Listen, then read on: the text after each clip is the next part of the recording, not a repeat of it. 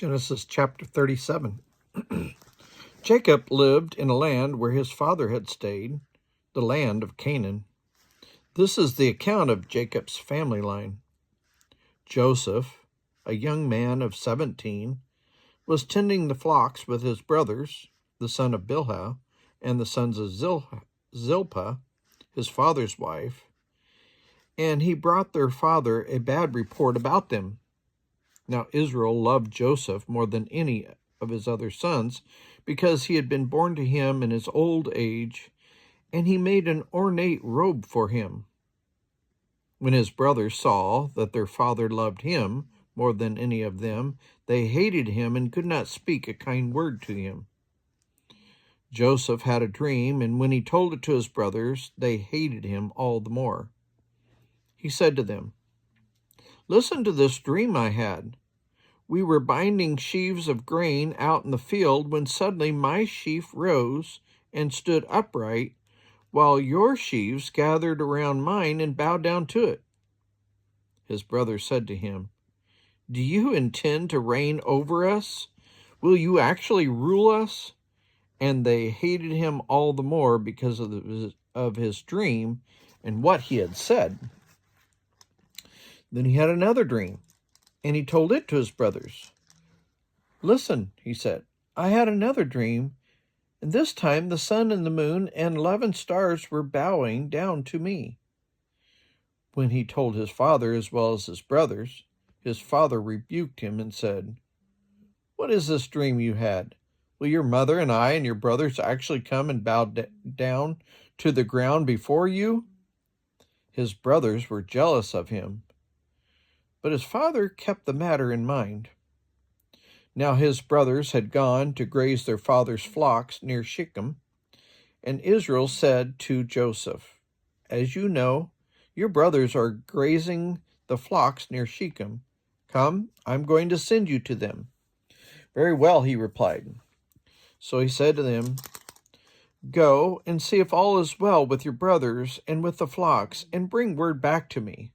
Then he sent him off to the valley of Hebron, from the valley of Hebron. When Joseph arrived at Shechem, a man found him wandering around in the fields and asked him, "What are you looking for?" He replied, "I'm looking for my brothers. Can you tell me where they are grazing their flocks?" "They have moved on from here," the man said. "I've heard them say, 'Let's go to Dothan.'" So Joseph went after his brothers and found them near Dothan. But they saw him in the distance, and before he reached them, they plotted to kill him. "Here comes that dreamer," they said to each other. "Come now, let's kill him and throw him into one of these cisterns and say that a ferocious animal devoured him. Then we'll see what comes of his dreams." When Reuben heard of this, he tried to rescue him from their hands. "Let's not take his life," he said. "Don't shed any blood. Throw him into the cistern here in the wilderness, but don't lay a hand on him." Reuben said this to rescue him from them and take him back to his father. So when Joseph came to his brothers, they stripped him of his robe, the ornate robe he was wearing, and they took him and threw him into the cistern. The cistern was empty, and there was no water in it. As they sat down to eat their meal, they looked up and saw a caravan of Ishmaelites coming from Gilead. Their camels were loaded with spices, balm, and myrrh. They were on their way to take him down to Egypt. Judah said to his brothers, "What will we gain if we kill our brothers and cover up his blood? Come, let us sell him to the Ishmaelites and lay not our hands on him. After all, he is our brother, our own flesh and blood." His brothers agreed.